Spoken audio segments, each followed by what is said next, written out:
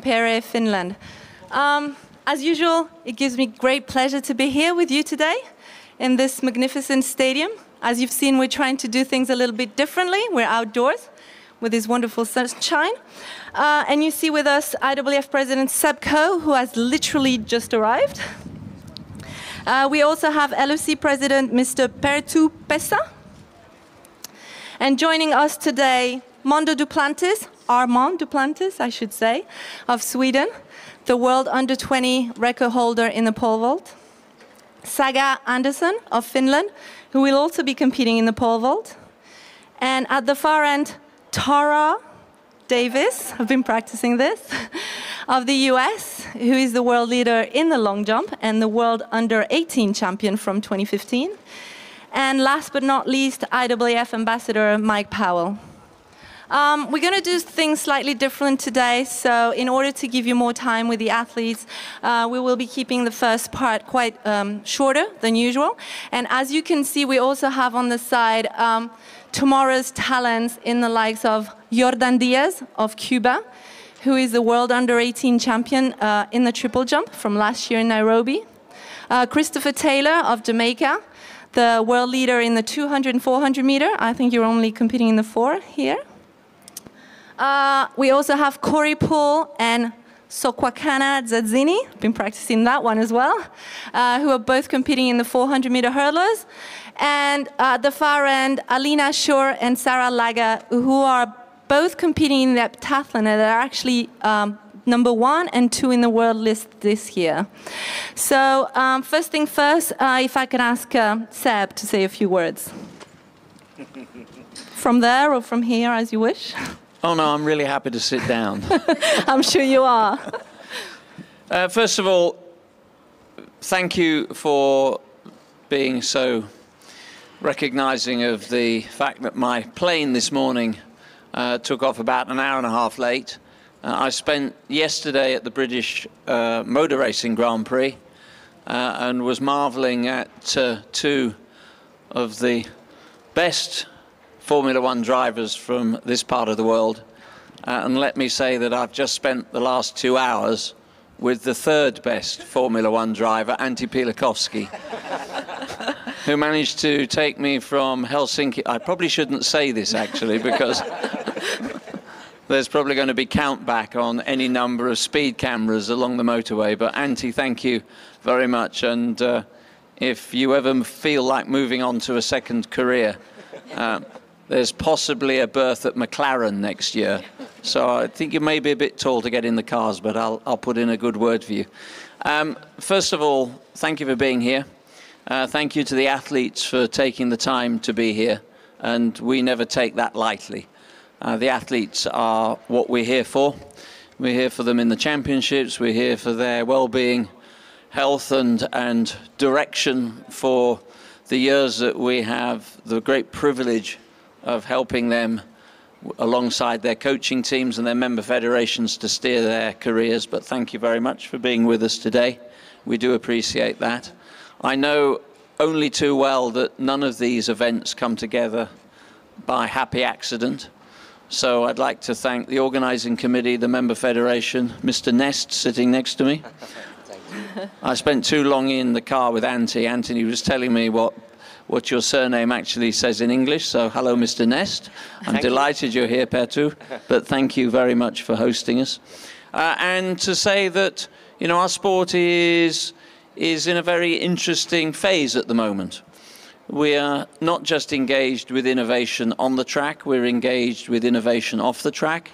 We have a number of projects. I'm delighted to see my council colleagues here, and I'm going to embarrass one of them particularly at this moment, because Sylvia Ballack chairs our Sustainability Commission and works very strongly in those key areas. And you will have noticed not that long ago that we announced an accord with the United Nations around clean air, around plastics, 2 things that we feel very strongly about. So our innovation is not just about looking at how we can excite and enthuse young people to take part in our sport and to excite them on the track. We need actually to reach out to them as well and recognize that our sport has a role in so many different areas, in health, in education, in social cohesion, and particularly in the areas of sustainability.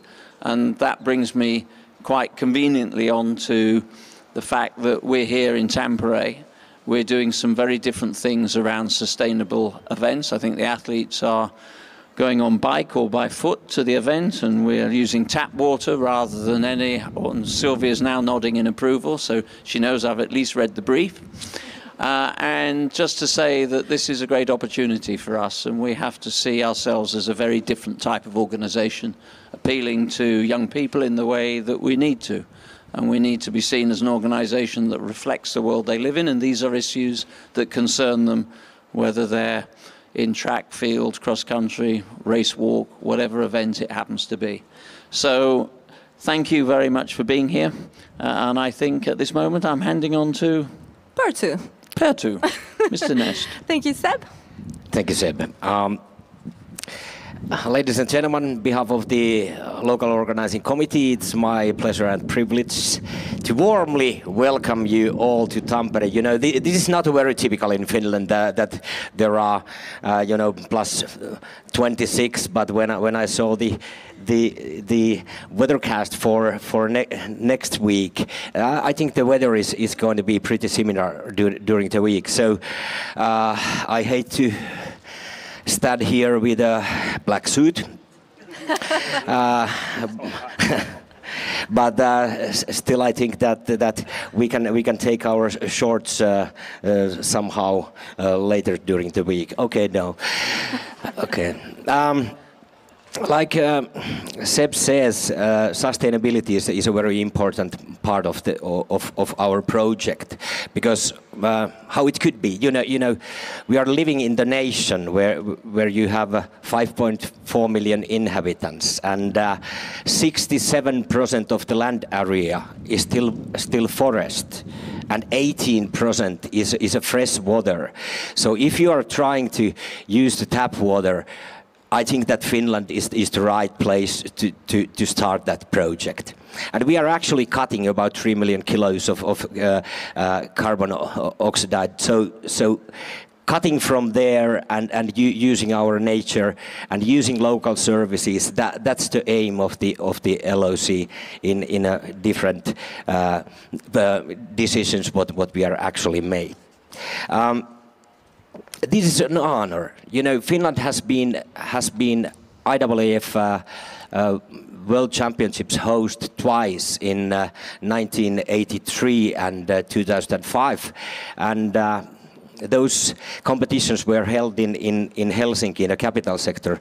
And this is this is the first time in the Nordic nations when some of our Nordic cities is hosting under 20 World Championships, and that's definitely a privilege for us. The local organizing committee has worked very hard during last 2 years, and I have to thank the IAAF for all the support what we are actually getting all the time from there, because I love to work with the professionals. Then you do know what are the aims of the competitions and what is going to happen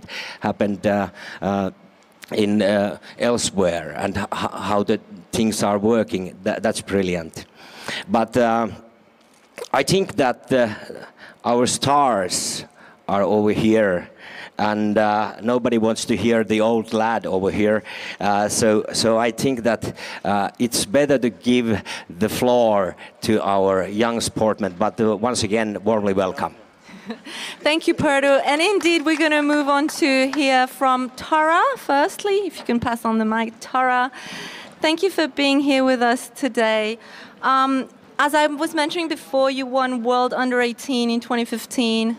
Then you didn't qualify for 2016. And now you're back in full swing. You hold the 4 best jumps of the year.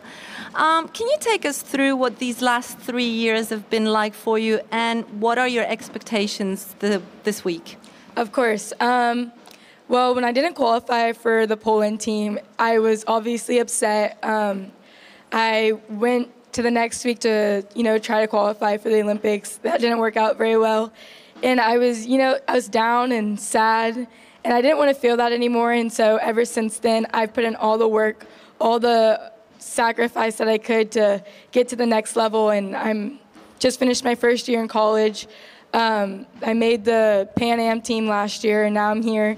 And I can't wait to represent my country again. And my expectations are just to finish the meet, try to, jump far, jump big, just to develop my personality again, and just jump far. Thank you, Tara. If I can now ask Mondo. Mondo, thank you so much for being here. And in fact, it's no secret to anyone. I think you need to turn it on. It's no secret to anyone if I'm going to say that you're the overwhelming favorite for this competition. Actually, you could aim at winning among the seniors in any competition that you actually enter. But it's an honor for us to have you here. And can you explain to us what do the World Under-20 Championships mean to you competing here and how it can help in your development? Well, I started pole vaulting at a very young age, and I always thought it'd be really cool if I could win the under-18, then under-20, then the World Championships.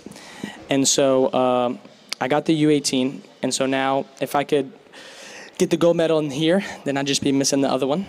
And so, I think it's a great kind of stepping stone kind of to transition from this to the senior stage, because especially my first meet in my first big international meet in Colombia, the under-18, it kind of really opened my eyes up to big track and field competitions, and I think that really prepared me for the bigger stage that I guess I'm on now. And also Poland, I competed in Poland, and I think it's a really good transition to the senior stage for forward, because it's such a high level meet and so many world class performances are done at the under-20 games. Indeed. Thank you so much. If I can now ask Saga, you're competing here in front of your home country, and as your president was saying, it's no secret that Finland loves athletics. They've hosted World Championships before and now under 20. What are your expectations and how proud are you to compete in front of your home crowd? I'm so proud and I'm so excited because really many relatives and people who I know is sitting in the crowd and cheering at me. So it just gives extra energy and higher jumps. So I'm so excited. And a quick question for Mike. Mike, I could be here and asking you how much do you fear losing your world jump record, but I'm not going to ask that. Thank you very much. Although you may want to answer it anyway. But instead, I just wanted to ask you, how important do you think this age competition is for developing the sport and nurturing the talent? You have 3 young daughters yourself, so you should know. What would be the do's and don'ts for teenage athletics? Putting too much pressure on yourself, I think, is one of the big things. This is a chance to learn and grow. And if you end up winning or something like that, then it's great. But if you don't, then that's okay also, because there's a bright future in front of you. Now, for myself, I won the World University Games when I was younger, and that gave me the confidence to go on to the next level. So meets like this are a chance for people to establish themselves, like he was saying about this, when the World Championships in the pole vault next year. This is where it begins, and having these kind of championship meets are great, and plus they're fun to watch too. And as far as having my world record broken, I don't want to see it go, but it looked like I have no choice in the matter, because that guy can jump. So, well, yeah, and Tara can beat me anytime right now, too, herself. But no, I'm happy to see that the long jump is getting some more notoriety. It's gone down for a while. So I'm happy to see that Juan Miguel's jumping as well as he is. Thank you, Mike. Before turning our attention to the roundtables, if you guys have any questions for the athletes or the gentleman up here, please raise your hand. We have a roving microphone. Yes, if you can get to Renee.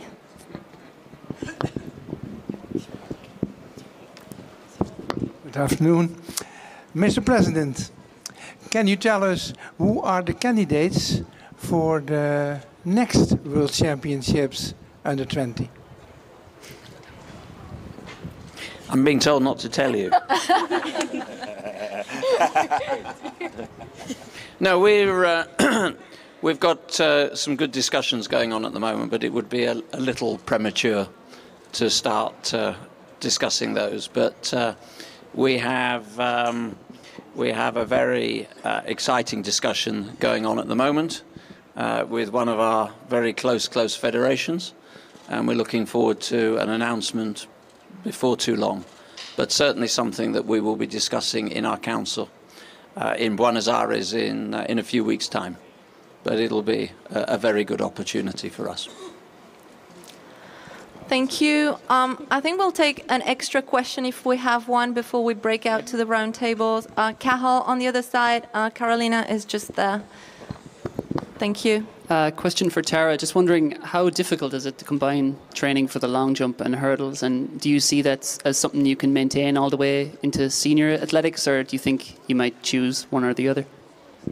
Tara. I mean, training it can be difficult. I've been doing it since I was 12, so I'm kind of used to it now. But I would love to continue it without my career and running track, and maybe adding triple jump back in.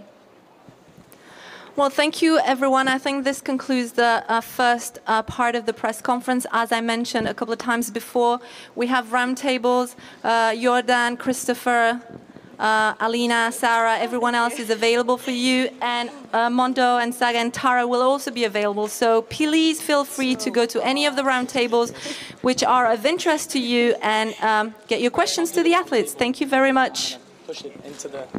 Yeah, under the crowd. Yeah.